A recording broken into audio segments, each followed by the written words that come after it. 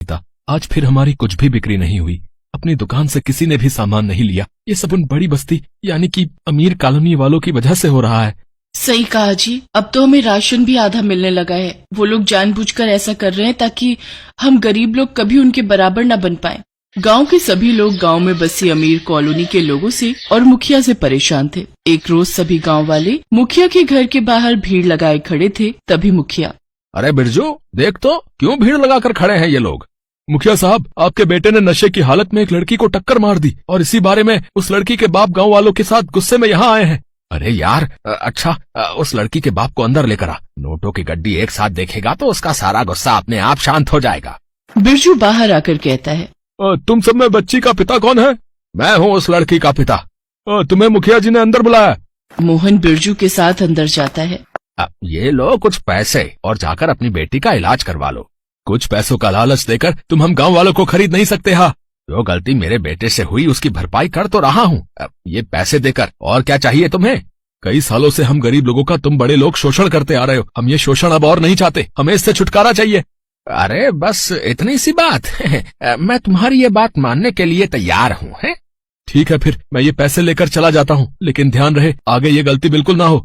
मोहन पैसे लेकर वहाँ से चला जाता है, लेकिन अमीर कॉलोनी के लोग अभी भी गरीबों का शोषण करने से बाज नहीं आते थे।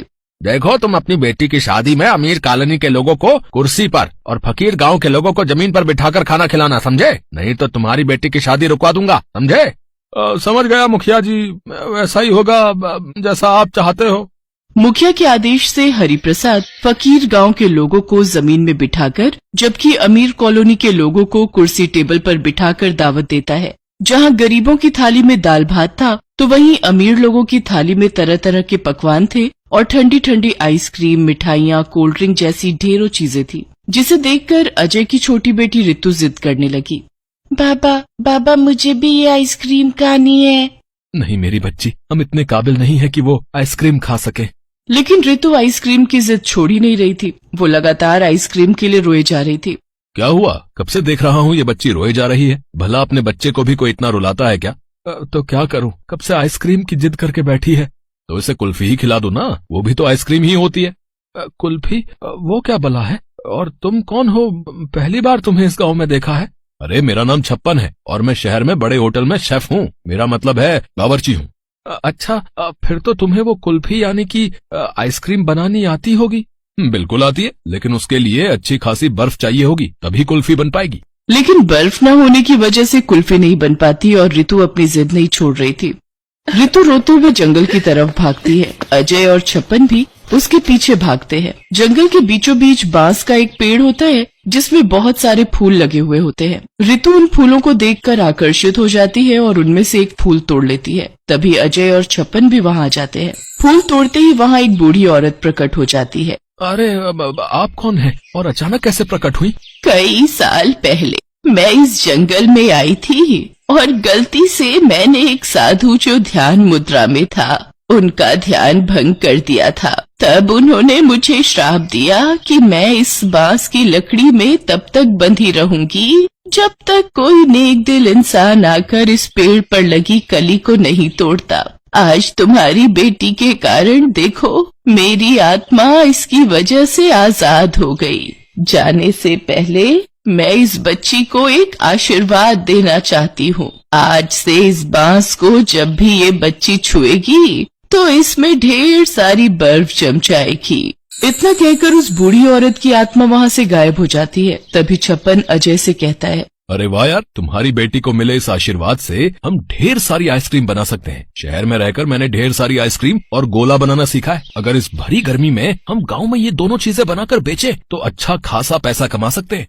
अरे वाह, क्या आइडिया है, हम बिल्कुल ऐसा ही करेंगे। रितु बांस का पेड़ छू देती तो सारा पेड़ जम जाया करता। छप्पन उसमें दूध और मलाई डालकर उसकी आइसक्रीम बना दिया करता। फिर उन दोनों ने बांस की कुल्फी और गोले का ठेला खोल लिया। उन्होंने सबसे पहले आइसक्रीम और गोला रितु को खाने को दिया। उसके बाद गांव वालों को बेचना शुरू किया। आओ आओ, बांस की कुल्फी और गोले का ठंडा ठंडा स्वाद लो। आओ आओ, गोला और कुल्फी ले जाओ। बाबा मुझे भी कुल्फी खानी है। भाई साहब एक कुल्फी दे दो। कितने की है? जी 5 रुपए की। कुछ देर बाद एक औरत वहाँ पर आई। अरे वाह, ये तो दिखने में बहुत ही स्वादिष्ट चीज लग रही है। भैया कैसे दी? बहन जी 5 रुपए की एक है। इतने पैसे तो नहीं है अभी मेरे पास। कोई बात नहीं, आप अनाज देकर भी इसे खरीद सकती हैं। अच्छा, फिर मैं अभी घर से 2 किलो आटा लेकर आती हूँ। उसके बदले मुझे और मेरे परिवार के लिए ये स्वादिष्ट से दिखने वाली बांस की कुल्फी दे देना। कुछ ही देर में वो औरत 2 किलो आटा लाती है और 4 बांस की कुल्फी ले जाती है, जिसे उसका परिवार बड़े ही मजे से खाता है। गांव भर में छप्पन की बनाई हुई कुल्फी प्रसिद्ध हो जाती है। ये बात अमीर कॉलोनी के मुखिया और उसके बेटे को पता चलती है। सुना है बेटवा, अब उस फकीर से गांव के गरीब लोग भी कुल्फी का स्वाद चख रहे हैं। आप चिंता मत करो पिताजी, मैं अभी उन दोनों से जाकर निपटता हूँ और उनकी कुल्फी को नष्ट करता हूँ। मुखिया का बेटा अजय और छप्पन के बांस की कुल्फी वाले ठेले पर पहुंच जाता है और उसे हड़पने की कोशिश करने लगता है। ओए, जल्दी से अपने इस ठेले को मेरे हवाले कर दे। लेकिन छोटे मालिक, तुमसे ऐसी क्या गलती हो गई? आप कहो तो हम ये बेचना बंद कर देते हैं। लगता है तुम दोनों ऐसे नहीं मानोगे, तुम्हें सबक सिखाना ही होगा। गुस्से में मुखिया का लड़का जैसे ही उस बांस को छूता है तो उसे जोर का करंट का झटका लगता है। अरे बचाओ बचाओ, ये करंट कैसे लगा? ये करंट कैसे लग गया? भागो भागो। मुखिया का बेटा झट से वहाँ से भाग खड़ा होता है। इसके जाने के बाद वो बांस चमकने लगता है, जिसे देख अजय कहता है, ये जरूर उस बूढ़ी माँ का ही आशीर्वाद है। इसका मतलब जो भी इसे छुएगा या नुकसान पहुँचाने की कोशिश करेगा, उसे ये जोर का झटका देगा। चलो बढ़िया है, अब हम अच्छे से अपना व्यापार कर सकते हैं। इसके बाद वो दोनों मिलकर खुशी खुशी अपना व्यापार करते हैं और उससे खूब कमाई करके अच्छी सी जिंदगी। आज फिर हमारी कुछ भी बिक्री नहीं हुई, अपनी दुकान से किसी ने भी सामान नहीं लिया। ये सब उन बड़ी बस्ती यानी कि अमीर कॉलोनी वालों की वजह से हो रहा है। सही कहा जी, अब तो हमें राशन भी आधा मिलने लगा है। वो लोग जानबूझकर ऐसा कर रहे हैं ताकि हम गरीब लोग कभी उनके बराबर न बन पाएं।